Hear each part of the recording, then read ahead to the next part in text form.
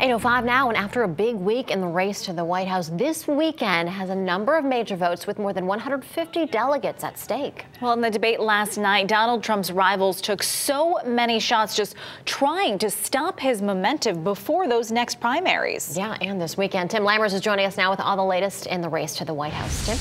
Yeah, at this point, it would seem unbelievable if we hadn't gotten used to it already. Now, Donald Trump did come face-to-face with Fox News' Megyn Kelly again last night, but there were no fireworks between them. Instead, the real testy exchanges were between Trump, Ted Cruz, and Marco Rubio, as those two just attacked him repeatedly. And as Fox's Caroline Shively reports, some things got a little unpresidential. Don't worry about it, little Marco. I will. All right, well, let's hear Big Don. Donald. Don't worry about it, Don't worry about it, little Marco. It was Trump versus Rubio versus Cruz last night as the two senators tried to take down the feisty frontrunner.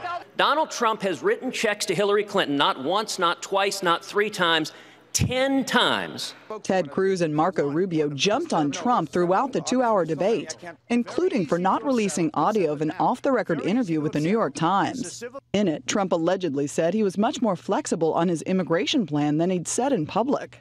In terms of immigration and almost anything else, there always has to be some, tug and pull and deal. Ohio Governor John Kasich refused to get drawn into the fight, but warned voters about continuing to elect politicians with no experience. We're putting people in that don't understand compromise, they don't understand policy.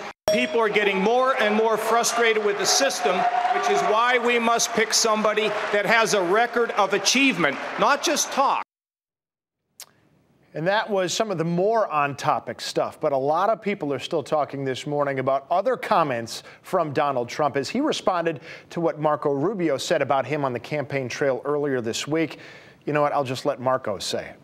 He's taller than me. He's like 6'2", which is why I don't understand why his hands are the size of someone who's 5'2". Have you seen his hands? They're like this. And you know what they say about men with small hands? You can't trust them. You can't trust them. You can't trust them. Now, Trump took his opportunity on the national stage to respond to that in front of millions of people. He hit my hands. Nobody has ever hit my hands. I've never heard of this one. Look at those hands. Are they small hands? And he referred to my hands. If they're small, something else must be small. I guarantee you there's no problem. I guarantee it.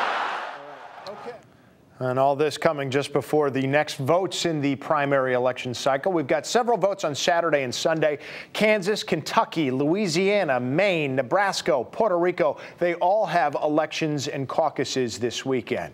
Now, New Jersey Governor Chris Christie has also spoken about his viral Super Tuesday moment. A lot of people were talking about the moment of the blank stare there on the left that he seemed to be giving during Donald Trump's Super Tuesday news conference.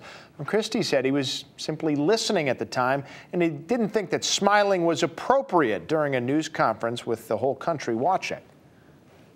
No, I wasn't being held hostage. No, I wasn't sitting up there thinking, oh my God, what have I done?